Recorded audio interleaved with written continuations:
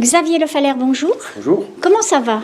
Très bien. En pleine préparation. Oui, c'est vrai. Ouais. Donc, vous êtes l'organisateur d'un festival rock où on en est à sa 9e édition, donc ça fonctionne bien, qui va démarrer du 26 avril. Ouais. Du 26 avril au 1er mai. Un festival rock où beaucoup de belles choses vont être à la portée du public. Vous pouvez nous en parler un petit peu? Oui, bien sûr. Alors, ce festival, il existe depuis 9 ans et l'idée, c'était de créer un festival rock un peu différent de ce qu'il y a d'habitude, où en général, ça se contente de concerts, ce qui est très bien, hein, c'est pas un reproche. Mais nous, on a voulu prendre un axe un peu différent, puisque nous, on est un cinéma. Et l'idée, c'était de créer un festival rock où le fil conducteur soit le cinéma, l'image. Et autour de ça, évidemment, il y a des concerts, il y a des salons du disque, il y a des DJ sets, il y a des expos. Mais c'est vrai que le fil conducteur et l'axe un petit peu original, c'est que le cinéma, c'est ça qui va créer le squelette de ce festival. Alors, son ouverture, c'est mercredi. C'est mercredi 27, voilà, c'est une ouverture en 4 parties, donc ça va être une belle soirée. Avec une soirée qui commence bien, on va parler de Janis Joplin, voilà. Une chanteuse, une des plus mythiques qui soit. Ouais, tout à fait. Il y a un film qui est sorti en février et donc nous on a patienté pour le passer. Donc il n'est jamais passé à Pau, hein, puisque on attendait Rock Viston pour le programmer. C'est un documentaire américain qui raconte à la fois la biographie de Janis Joplin, mais pas que, puisque l'intérêt du documentaire, c'est qu'il présente aussi toute son intimité, notamment parce qu'on a retrouvé des lettres de Janis qu'elle envoyait à sa famille, et ces lettres, avec les droits évidemment de la famille, sont lues dans le documentaire. Et donc c'est ça qui crée l'originalité de ce film, qui est un film évidemment où on voit des scènes de concerts, des scènes de festivals qui sont vraiment impressionnantes, qui ont marqué toute une génération, mais également des scènes plus intimes, notamment quand elle retourne au Texas, voir ses amis de collège, alors qu'elle est devenue une star internationale. Et là, il y a quelque chose qui se passe de vraiment cinématographique, et c'est pour ça que le film est intéressant. C'est vrai que derrière cette femme rockeuse, on peut dire, il y a une âme sensible quelque part. Oui, une âme sensible. Janis Joplin a souffert beaucoup dans sa vie, notamment par son physique, voilà, parce qu'elle n'avait pas le physique, on va dire, elle le dit, hein, c'est pas moi qui le dis, hein, je me permettrai pas, mais voilà, elle n'avait pas un physique, on va dire, de rockstar, canon, elle rentrait pas dans les canons de beauté de l'époque en tout cas, et donc elle a souffert un petit peu de ça à l'école, au collège, elle a souffert dans ses histoires d'amour également, des garçons, de la violence qu'elle a pu vivre quand elle était comme ça adolescente, et c'est vrai que le fait de faire la musique, c'est un peu une vengeance un petit peu sur sa vie, sur ses problèmes, et donc ça a été quelque chose d'assez fort pour elle.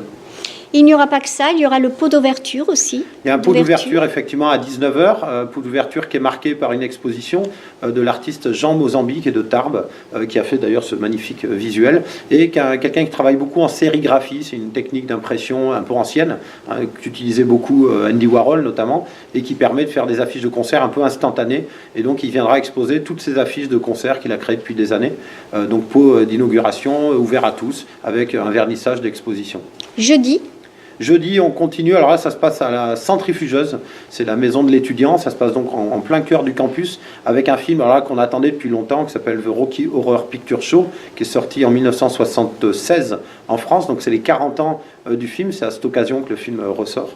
Et ce film, l'intérêt, voilà, c'est qu'aujourd'hui, on se rend compte qu'il y avait comme ça dans les années 70 des films complètement fous qui parlent de sexualité un peu débridée, qui parlent de rock'n'roll, de folie. C'est un film qui n'a pas du tout marché quand il est sorti et qui est devenu avec le temps assez culte, et donc le film sera projeté dans la salle de concert. Donc là encore, on est dans quelque chose d'assez original, avec un concert après d'un groupe qui s'appelle Fumaça Preta, qui est un groupe à la fois vénézuélien, anglais et qui vivent en Hollande. Voilà, c'est un groupe assez incroyable sur scène, et donc ça sera une soirée qui est ouverte à tous et qui est gratuite, ça je tiens à le préciser, pour les étudiants, mais également pour les adultes. Je crois qu'il y aura beaucoup de monde. Je pense, oui.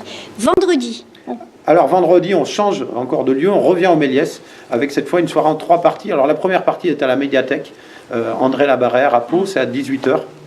Et ça sera un film qui s'appelle Des jeunes gens modernes, parce que dans le rock, il y a beaucoup de films anglo-saxons. Là, ça parle de la scène française, Étienne Dao, Elie Medeiros, Taxi Girl. Voilà, ça sera à la médiathèque. C'est un film qui évoque toute cette scène des années 80, qui a marqué la musique et qui marque encore des générations. Que du beau monde. Que du beau monde dans ce film, effectivement. Et on voit le début de tous ces artistes.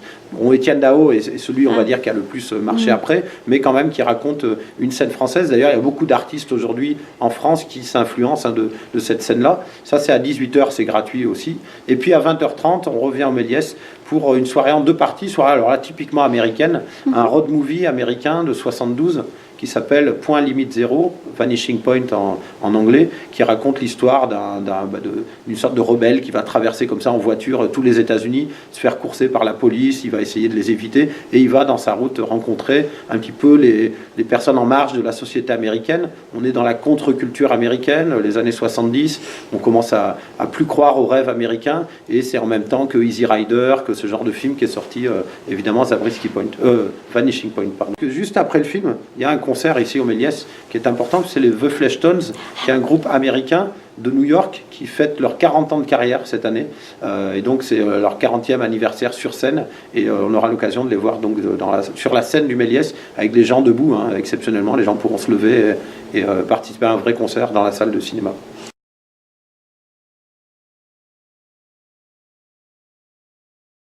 Là, c'est du blues. On voulait que dans l'histoire du rock, il y ait aussi du blues. Donc, soirée, là encore, en 2 parties. Première partie, c'est un film assez incroyable. Ça s'appelle Mémoire de blues. Ça raconte l'histoire d'un monsieur qui a 94 ans, si je ne me trompe pas, qui s'appelle Jacques Morgantini, qui vit encore, qui sera là à la séance, qui habite à Gand, à côté de Pau, et qui a fait venir à Pau, dans les années 50, 60, 70, des bluesmen qui n'étaient pas encore reconnus aux États-Unis. Il les a fait venir pour les enregistrer, pour les faire découvrir. Il les a hébergés ici, c'est-à-dire que John Lee Hooker, T-Bone Walker et plein de gens comme ça, de grands noms du blues, sont venus à Pau. Et ce qui est incroyable, c'est que le premier concert de blues que ce monsieur a organisé avec son association, ça s'est passé ici, dans ce lieu, qui est le Méliès, en 1951. Et il a fait venir un des papes du blues. Enfin, c'est un film assez incroyable. Et qui, je crois, en ce temps-là, ne s'appelait pas encore le Méliès. Ça, c'est pas encore le Méliès, c'était un temple anglican. Voilà. Un temple anglican, il y avait donc et c'est là-dedans qu'il a fait le premier concert de blues à Pau. Et c'est pour ça que la première projection publique du film, ils ont souhaité, le réalisateur et lui, qu'elle ait lieu dans ce lieu qui est devenu après le Méliès. Voilà.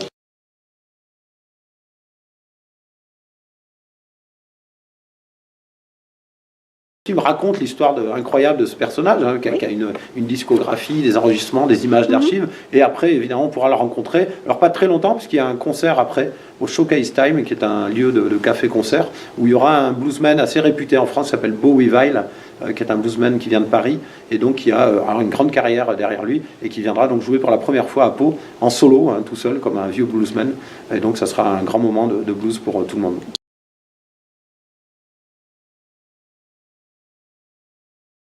On passe au dimanche, dernière journée donc, de Rockviston, avec la 5e édition du Salon du Disque. Le Salon du Disque, c'est vente de vinyle, beaucoup de vinyle, l'histoire du rock, mais aussi du jazz, de la country, de la chanson française. Et donc il y aura, alors là c'est beaucoup de stands, puisqu'il y a tout un chapiteau qui va être rempli, et toute une salle de concert. Ça se passe à la Route du Son, c'est à Billers, c'est au lieu des anciens abattoirs de Billers. Et donc voilà, le Salon du Disque qui se terminera avec un concert qui viendra clôturer Rockviston à 19h. D'un groupe anglais qui s'appelle Oh God Quit.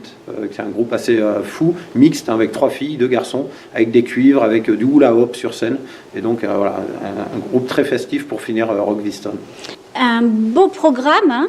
Comment faites-vous pour aller chercher ces différents groupes, ces différents artistes? Alors en fait, on se fixe d'abord sur les films. En fait, ce qui détermine Rockviston, c'est on regarde les films qui sont sortis ou qui ressortent. On fait une espèce de fil conducteur et en fonction, on va essayer de trouver des groupes qui correspondent un petit peu à cet univers. Donc c'est comme ça que ça se fait. Ça se fait avec des partenaires. Le Méliès ne fait pas ça tout seul. Il y a Ampli, il y a les ACP, il y a la Centrifugeuse, le Showcase, je l'ai cité. Il y a des bars aussi qui participent, une librairie, la librairie L'Escampette, et tout ça se fait avec des partenaires qui vont, eux, apporter leur pierre à l'édifice, plutôt leur rock à l'édifice. Des partenaires et pas des moindres. Pas des moindres, voilà, c'est quand même des structures assez importantes à Pau, et on est content de construire cette manifestation. Je voulais revenir en début de semaine, où vous allez parler d'une immense chanteuse que personnellement j'aime beaucoup, c'est Nina Simone. Eh oui. Nina Simone qui fera la préouverture. On a décidé cette année de faire une sorte de préouverture, de préambule à Rockviston. Nina Simone qui faisait pas du rock'n'roll, donc on l'a mis juste avant. Elle faisait du jazz, de la soul un peu.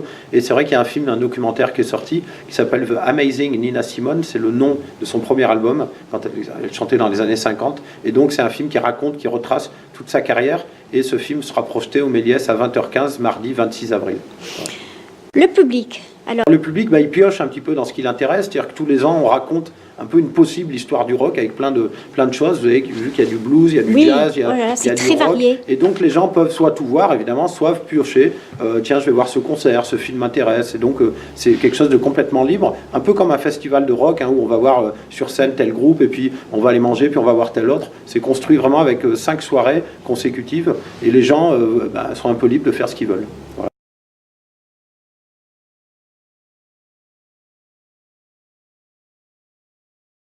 Ça fait 9 ans. Alors moi, mon travail au Méliès, c'est pas ça. Vraiment, c'est de travailler avec les enfants, le jeune public, donc les petits, les grands et puis les étudiants.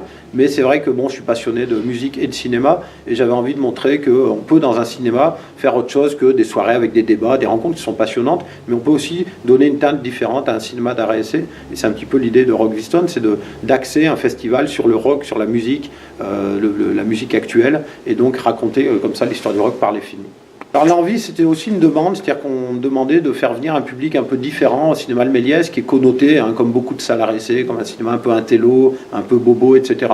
L'idée, c'était de montrer qu'on peut aussi faire des choses un peu plus jeunes dans un cinéma et prendre des risques. Et le rock dans un cinéma, c'est pas quelque chose de forcément évident. Faire des concerts dans une salle de ciné où les gens se lèvent et dansent, c'est vrai que ça paraît incroyable, mais c'est pourtant ce qu'on a réussi à faire depuis 9 ans. Et donc ça crée une ambiance un peu différente. Donc ce qui m'a poussé, c'est que j'aime beaucoup le rock et il se trouve qu'il y a tous les ans pas mal de films qui sortent sur le thème du rock et donc on peut en faire une thématique. Il n'y a pas d'autres festivals comme ça en France, ou très peu, et donc il y en a un ou deux, je crois, qui évoquent la même chose. Nous, ça fait 9 ans que ça existe. On a été repéré d'ailleurs par les Inrecuptibles, par Rock and Folk récemment, et donc ça montre qu'il y a quelque chose qui se passe entre le cinéma et le rock. Ouais, tout à fait. Une adresse mail, je suppose, où les gens vont pouvoir... Tout voir, donc c'est www.lemelies.net. Voilà. Un numéro d'appel aussi. Un numéro d'appel 05 59 27 60 52, où là ils auront tous les renseignements. Premier jour d'ouverture, mercredi, ce mercredi-là. Mercredi 27 avril. À quelle heure? À 20h. Alors le pot d'ouverture à 19h et le film à 20h. Merci Xavier. De rien, merci à vous.